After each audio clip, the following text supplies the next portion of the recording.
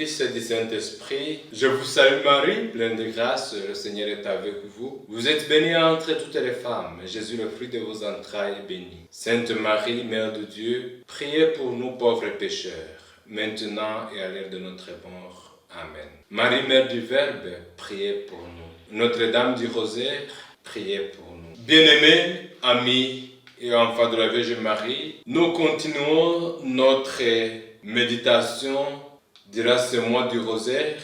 Marie qui rend grâce à Dieu pour ses merveilles. Marie a beaucoup reçu de Dieu. Or, elle sait qu'elle n'est qu'une humble et qu'elle n'a qu'aucune raison de se mettre en avant. Tout ce qu'elle a, elle l'a reçu de Dieu. Il s'est penché sur elle et, comme elle attendait tout de son Seigneur, elle a bénéficié d'une grâce inestimable qu'aucune personne humaine n'a et n'aura jamais obtenue.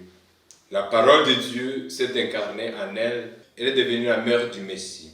Le Puissant a fait pour moi de grandes merveilles, et son nom s'exclame tel dans son Magnificat.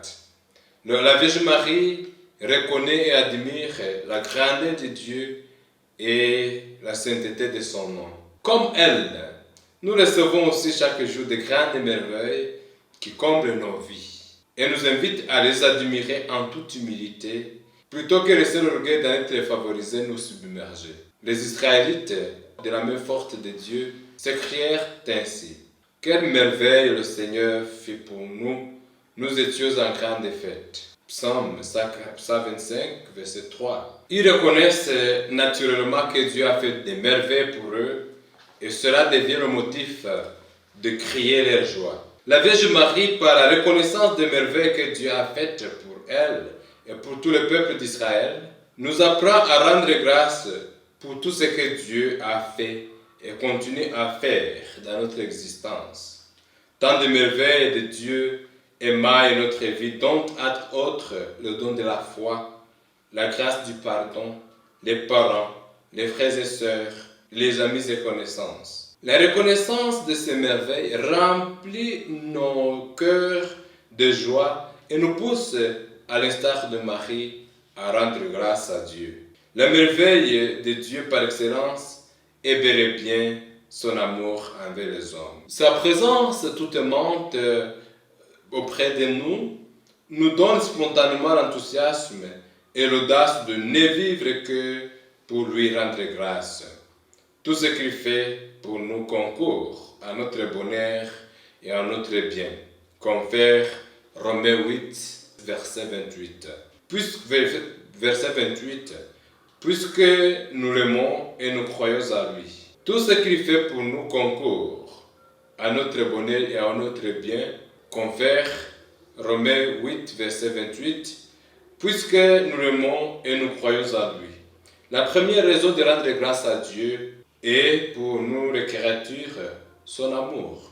Aimer, c'est savoir aimer par Dieu, fait monter en nous une action de grâce sincère et véritable.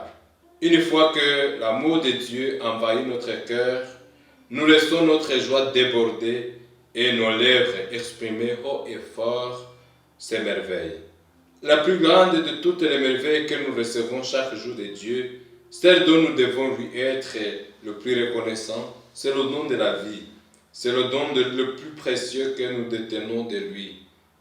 Elle nous permet de répondre à l'appel de Dieu avec gratitude et reconnaissance. Je reconnais devant toi le prodige et ton action tes œuvres, toute mon âme le sait. Psaume 138, verset 4. Avec Marie, nous pouvons rester humbles et reconnaître que Dieu fait en nous et par nous de grandes choses par l'entremise de diverses situations qui nous fait traverser avec l'objectif de nous rassurer de sa présence et de son soutien.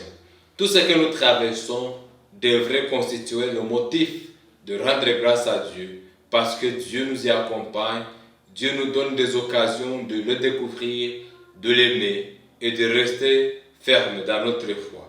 La vie que nous recevons du bon Dieu nous permet de découvrir ses bienfaits et de les apprécier tout en rendant grâce au dispensateur qui est en même temps le propriétaire.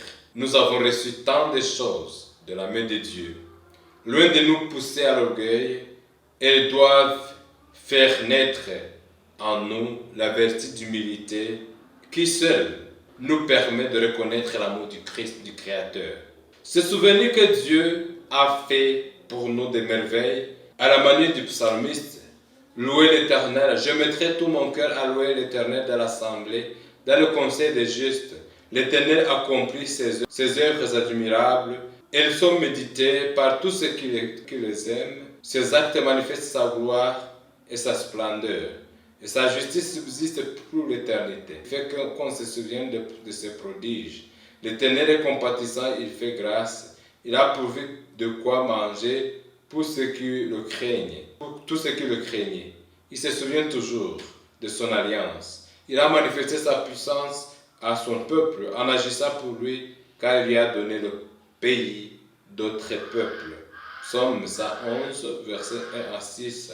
La compassion du cœur de Dieu fait qu'il se penche sur le sort de ceux qui mettent leur espoir en lui. La considération de ses exploits est un moyen sûr d'être attentif à tout ce qu'il fait et donne la juste appréciation des merveilles de Dieu. Confère Job 37, 14. Reconnaître que Dieu est digne de louange et d'honneur suscite une louange merveilleuse qui consiste à faire savoir qu'il est digne d'être aimé pour toute sa création. Dieu a fait des choses grandioses et insondables, des merveilles sans nombre et sans pareil. Par son chant le Magnificat, la Vierge Marie magnifie le Seigneur dans un débordement d'allégresse.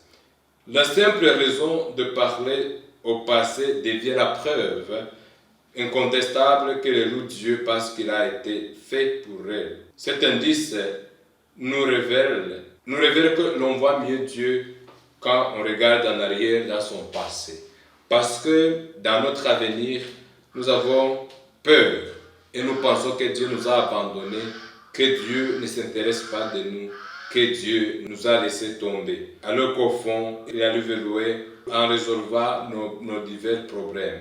Malgré son humble condition, la Vierge Marie fait remarquer que si l'on pose un regard sur le péché, sur le passé, l'on peut manquer au moins merveille que Dieu, l'on ne peut manquer au moins merveille que Dieu a faites dans notre vie qui soit motif d'action de grâce. Comme elle, les éloges et les ovations que les gens formulent à notre égard devraient avoir pour objectif de susciter en nous les louanges à notre Dieu dont la puissance est sans limite. Il arrive que quand on fixe l'avenir, on est pris de vertige comme pour quelqu'un qui fait un saut dans le vide ou qui regarde dans un trou béant. On ne trouve pas l'issue de tout ce qu'on traverse comme difficultés, peines et épreuves.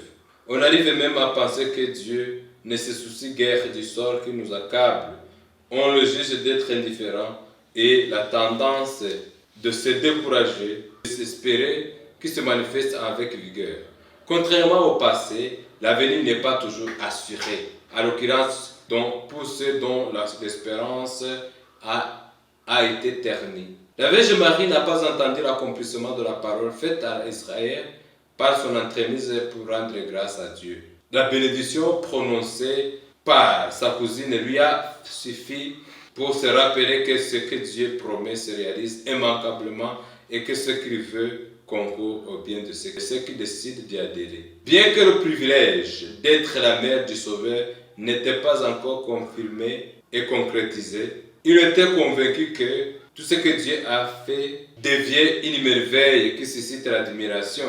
Le tressaillement d'allégresse de Marie est une preuve qu'elle espérait, contre toute espérance, dans l'attente de la réalisation de ce que Dieu lui a dit par le biais de l'ange Gabriel. Le génie du peuple d'Israël se fonde sur l'expérience du passé et plus précisément sur le passage de l'Évangile en Égypte à la terre promise.